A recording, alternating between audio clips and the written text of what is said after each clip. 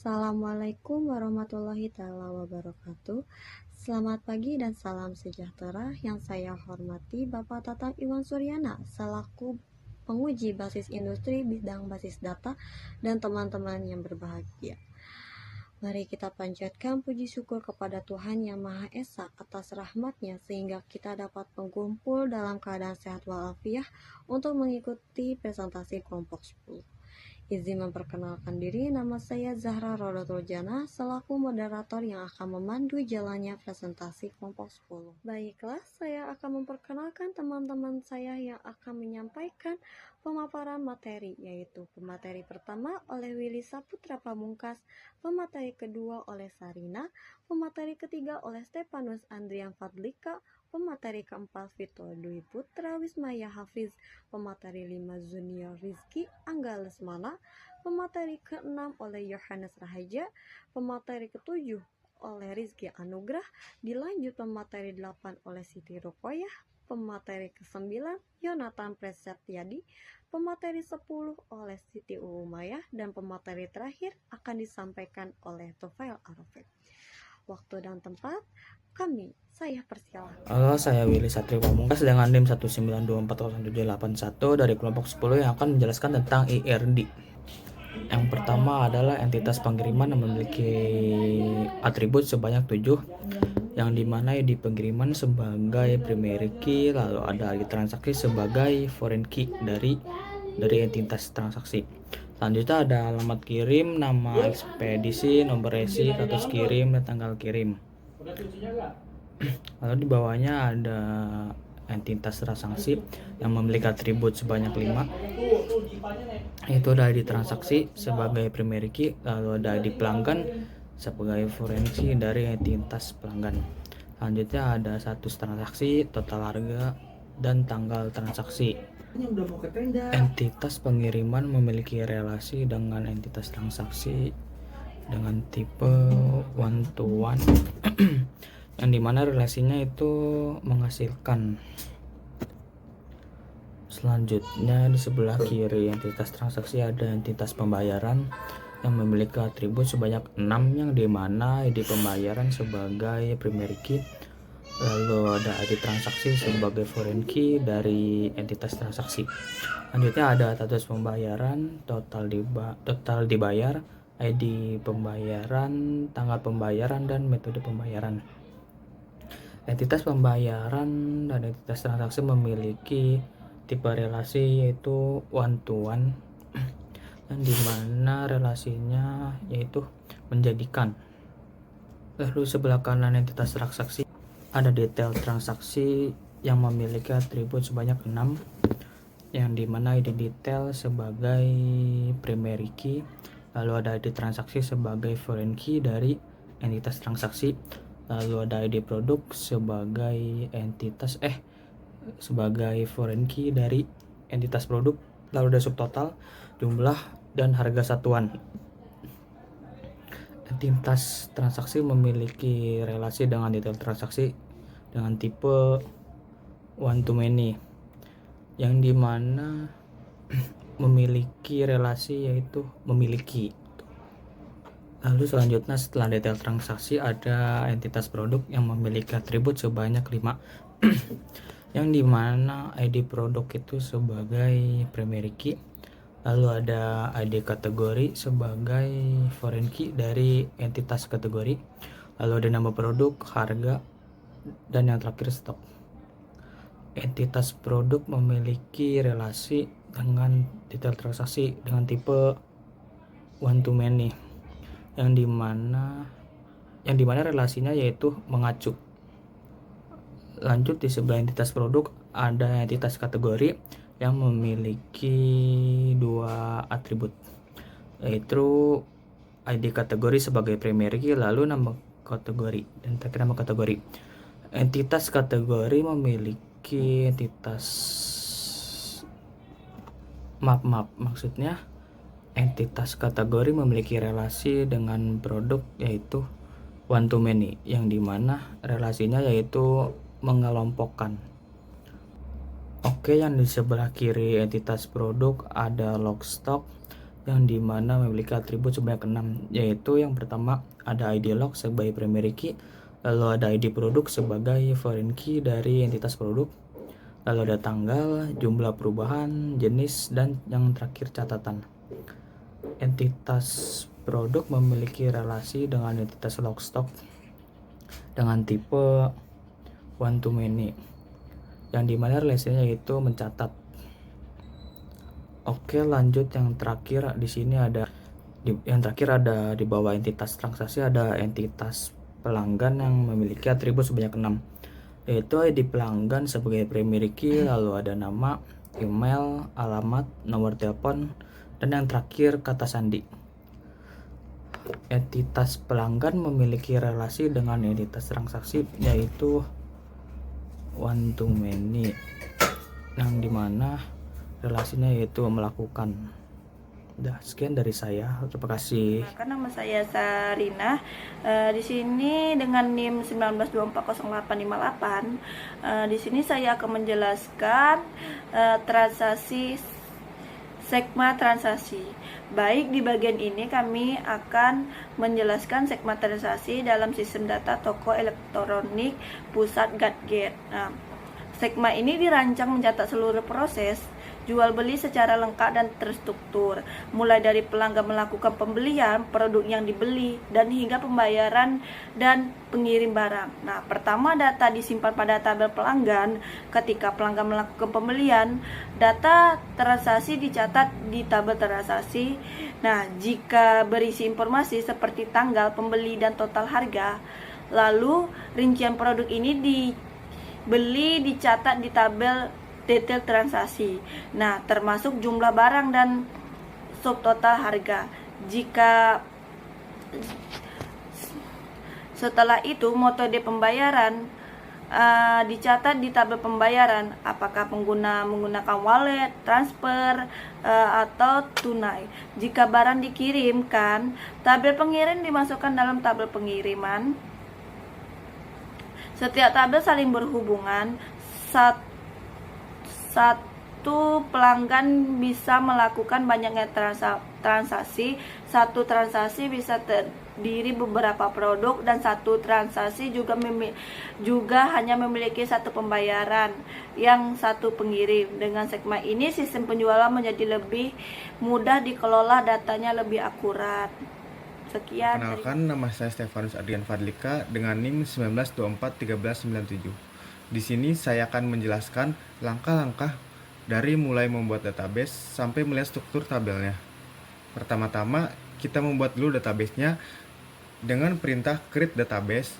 Di sini kita kasih nama databasenya pusat gadget. Setelah itu kita bisa cek apakah databasenya sudah masuk. Kita bisa kasih perintah use databases. Setelah itu akan muncul seluruh database, salah satunya pusat gadget.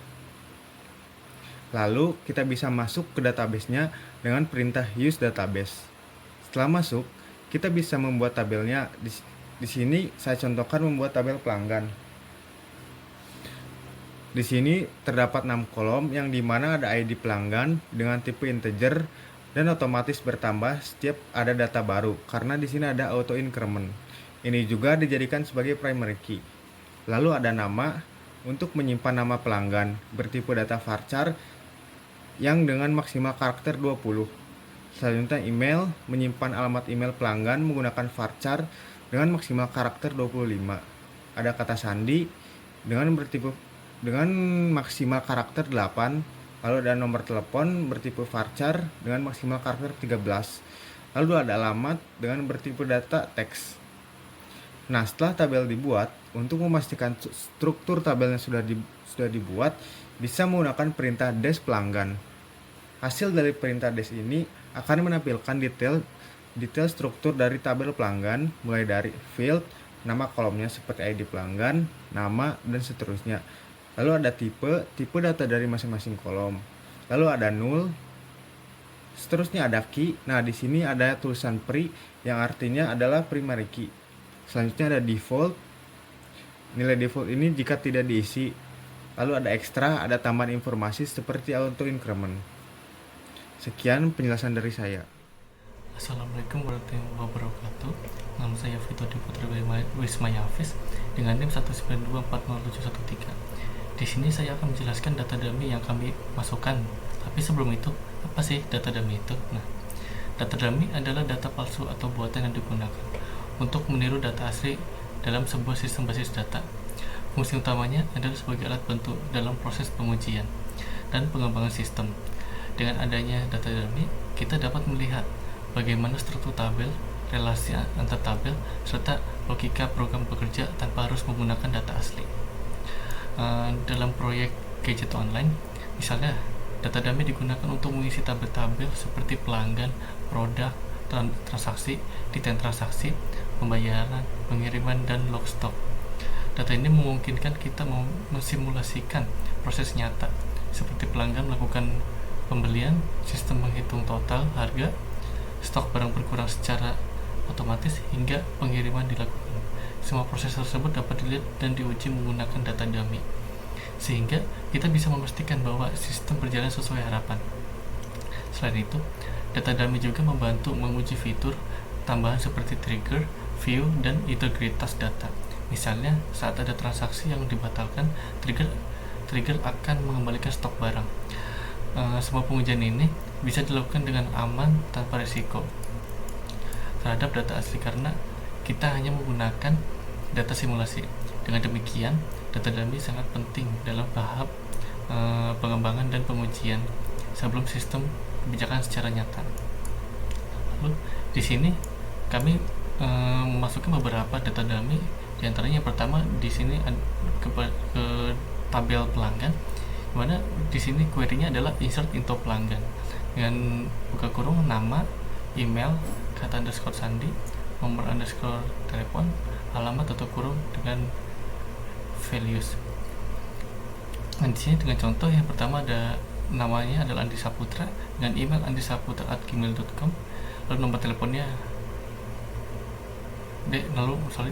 lalu kata sedinya adalah Andi123 dengan nomor telepon 081234567890 dengan alamat Jalan Melati nomor 12 Cikopo.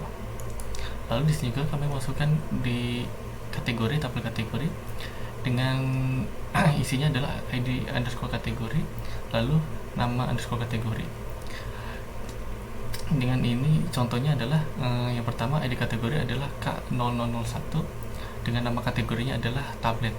Lalu di sini kami juga memasukkan insert into product di tabel produk dengan isi ID underscore product, nama underscore produk, harga, stok, ID underscore kategori. Dengan contoh adalah ini yang pertama adalah ID produk dengan P0001, lalu nama produknya adalah Samsung Galaxy Tab A8 dengan harga 2.900.000. Lalu stoknya ada 15 dengan ID kategorinya adalah K001. Lalu di sini ada tablet transaksi. Di sini isinya adalah ID underscore transaksi, ID underscore pelanggan, lalu tanggal underscore transaksi, lalu status underscore transaksi, dan total underscore harga. Di sini dengan yang pertama dengan contohnya adalah pertama ID transaksi T001 dengan ID pelanggannya adalah 2 dan melakukan transaksi di tanggal tahun 2025 bulan 6 tanggal 1 dan dengan dengan status transaksi adalah selesai dan total harganya adalah 1.250.000. Nah, untuk kesimpulannya adalah data dummy ini lengkap dan realistis, mencakup proses pembelian dari awal hingga akhir, termasuk pelanggan, transaksi, pembayaran, pengiriman, dan stok. Dengan data dummy ini, semua relasi tabel bisa diuji, termasuk trigger otomatis dan view laporan. Lalu, insert data dummy membantu tim developer, dosen, atau penguji memahami alur aplikasi lebih mudah. Baik, segitu saja yang bisa saya jelaskan. Kurang lebih mohon maaf. Baik, perkenalkan nama saya Siti Umaya dengan NIM 19240415. Di sini saya akan menjelaskan tentang view yang telah saya buat dalam database pusat underscore gadget, yaitu vw underscore laporan underscore transaksi underscore lengkap. Nah, untuk perintahnya tersendiri, create out or replace view vw laporan transaksi lengkap as select t.id transaksi, t.tanggal transaksi, t.status transaksi, p.nama as nama pelanggan, p.email as email pelanggan, pr.nama produk, k.nama kategori, dt.jumlah, dt. harga satuan, dt. subtotal, py. metode pembayaran, py. status pembayaran, pg. nama ekspedisi, pg. status kirim, pg. nama resi, from transaksi, join pelanggan, on t.id pelanggan sama dengan p.id pelanggan, join detail transaksi, on t.id_transaksi sama dengan dt.id transaksi, join product on dt.id product sama dengan pr.id product, join kategori on pr.id kategori, k.id kategori, left join pembayaran on t.id transaksi sama dengan py.id transaksi, left join pengiriman on t.id transaksi sama dengan pg.id_transaksi. Nah, untuk penjelasan dari perintah yang telah saya sebutkan tadi, jadi view ini merupakan ringkasan lengkap dari keseluruhan transaksi yang terjadi di toko atau dalam database kami. Nah, termasuk informasi pelanggan, produk yang dibeli, kategori produk, detail pembelian, pembayaran, dan juga status pengirimannya. Nah, kita menggunakan perintah create out replace view di sini agar bisa membuat atau memperbarui view dengan nama yang sama yang ada di dalam database tanpa terjadinya error gitu ya. Nah, untuk tabel yang digabungkan dalam view ini, yang pertama ada tabel transaksi sebagai tabel utama, terus selanjutnya ada pelanggan untuk memanggil nama dan juga email dari pelanggan. Selanjutnya ada detail transaksi untuk jumlah dan juga harga produknya. Produk kita mengambil nama produknya, untuk kategori kita mengambil kategori produknya itu apa, untuk pembayarannya kita ingin mengetahui metode dan juga status pembayaran dari transaksi tersebut apakah sudah selesai atau belum, dan untuk pengiriman itu untuk mengetahui ekspedisi dan juga status pengirimannya dari transaksi. Nah, mungkin ada yang bertanya gitu ya, mengapa sih pakai join dan juga lab join? Jadi kita menggunakan join saat data masih ada dan wajib ditampilkan. Misalnya transaksi harus punya pelanggan dan juga produk. Nah, kita menggunakan lab join untuk tabel pembayaran dan pengiriman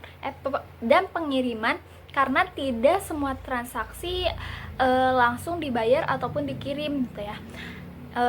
Ini tuh dipakai agar datanya tetap muncul meskipun belum ada pembayaran ataupun pengiriman. Nah, untuk penggunaan view-nya, untuk menampilkan hasilnya, kita bisa menggunakan perintah select bintang from view _laporan _transaksi _lengkap. Nah, dari query itu kita bisa langsung melihat ya, menampilkan laporan transaksi yang lengkap tanpa menuliskan join yang panjang itu berkali-kali. Nah, untuk hasilnya bisa kita lihat ya di sini.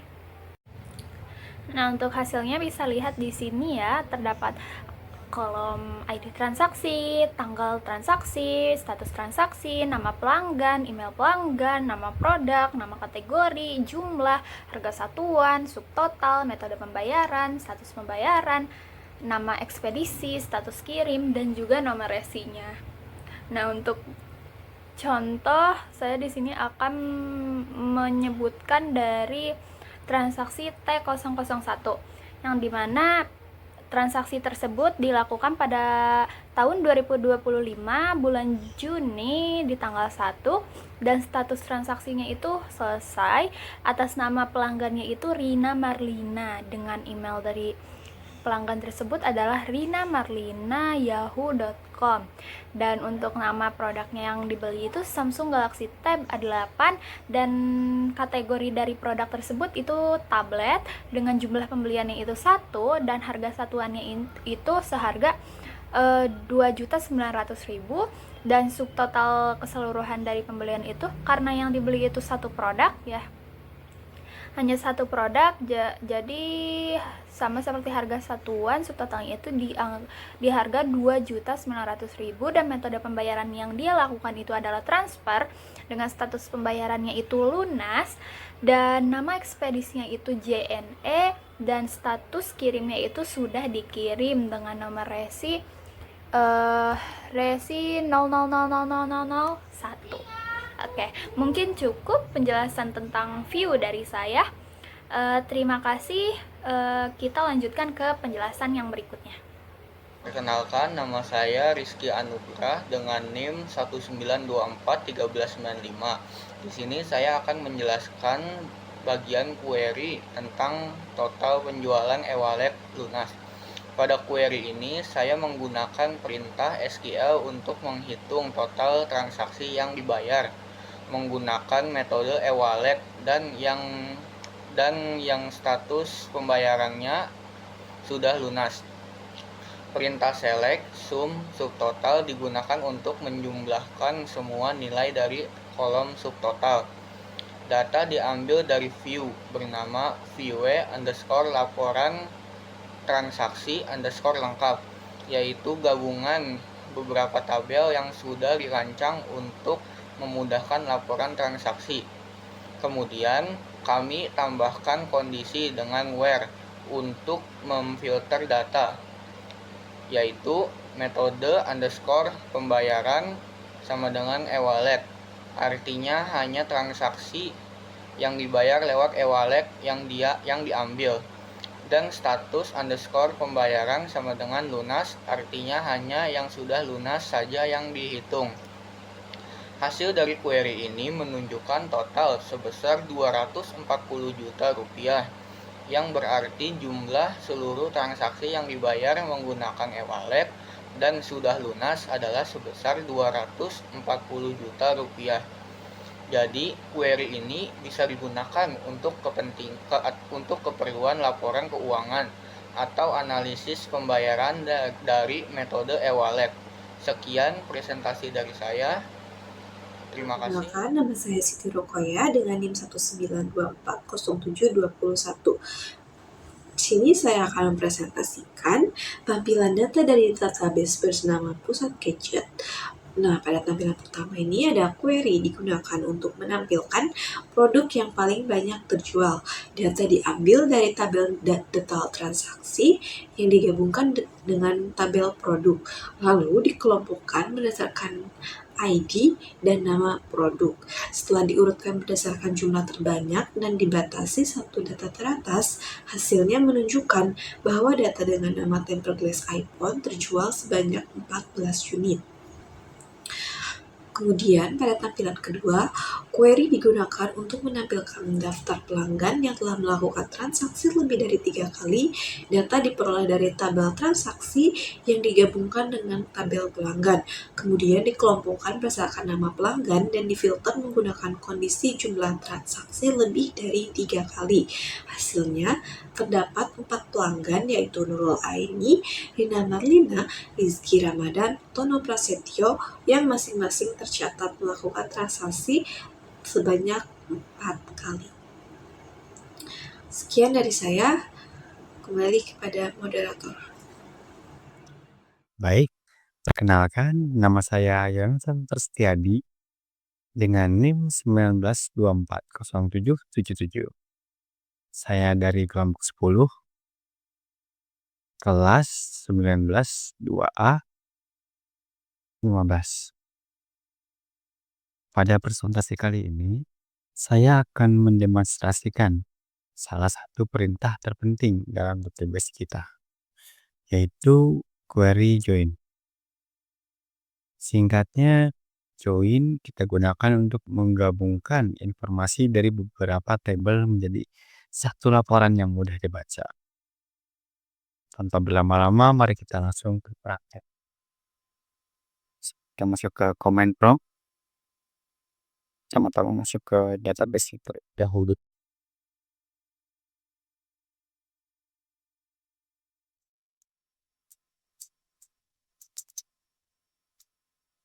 User huruf. Oke. Nama database-nya pusat gadget. Oke. Nah, sini saya sudah membuat 2 skenario. Yang pertama, kita ingin melihat status pembayaran untuk setiap transaksinya. Untuk itu, kita gabungkan tabel transaksi dan pembayaran. Nih, pertama-tama kita jelaskan perintah select. Kemudian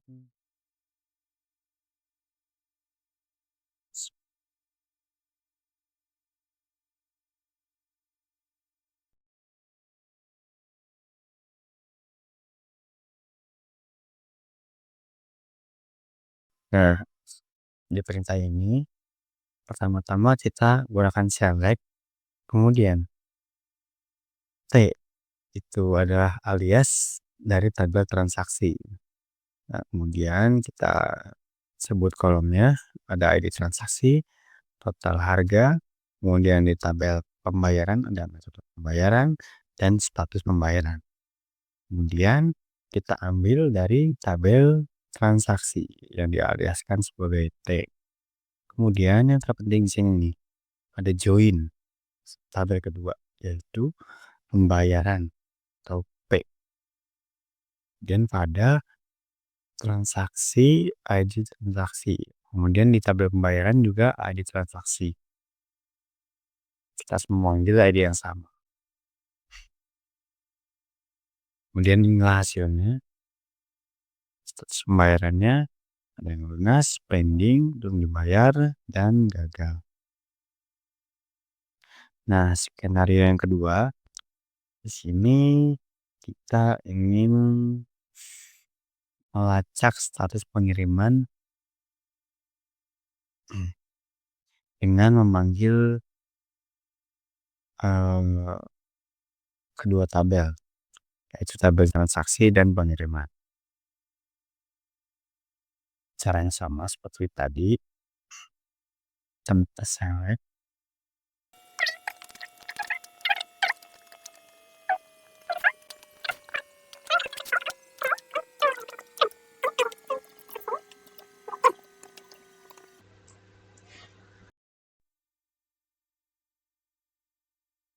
Nah, di sini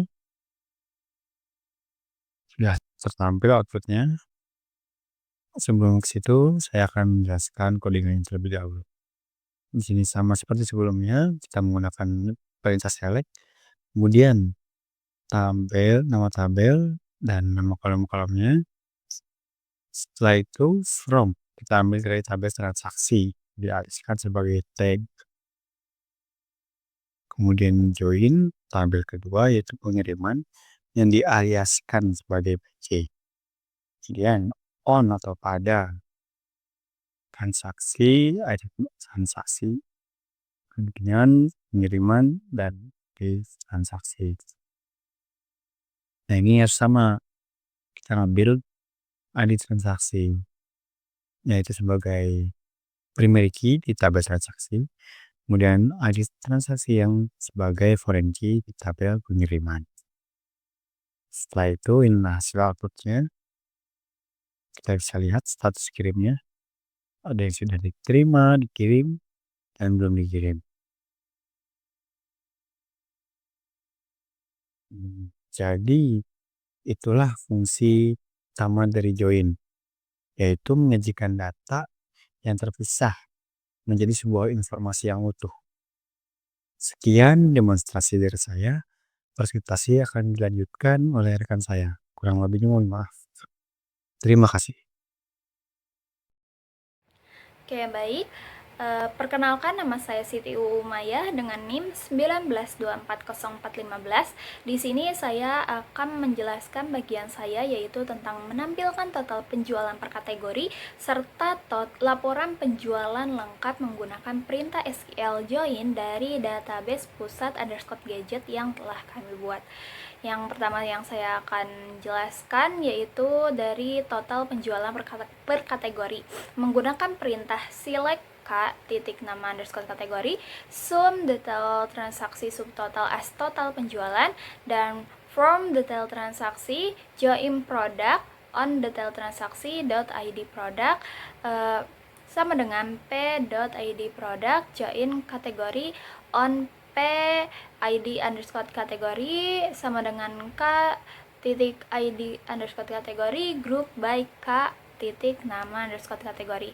Nah, untuk penjelasan dari kode yang telah saya sebutkan tadi, jadi baris ini tuh digunakan untuk menghitung jumlah total penjualan berdasarkan kategori produk seperti handphone, laptop, aksesoris, dan juga tablet.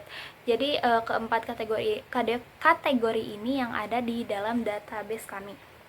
Yang pertama, kita mengambil data dari tabel detail transaksi yang menyimpan jumlah pembelian dan juga subtotal transaksinya. Lalu kita gabungkan menggunakan perintah join dengan tabel produk. ID produk ini kan merupakan primary key dari tabel produk yang bertamu ke tabel detail transaksi. Dan selanjutnya kemudian kita gabungkan lagi juga dengan tabel kategori melalui ID kategori yang sama juga. ID kategori ini dia merupakan primary key dari tabel kategori yang bertamu ke tabel produk.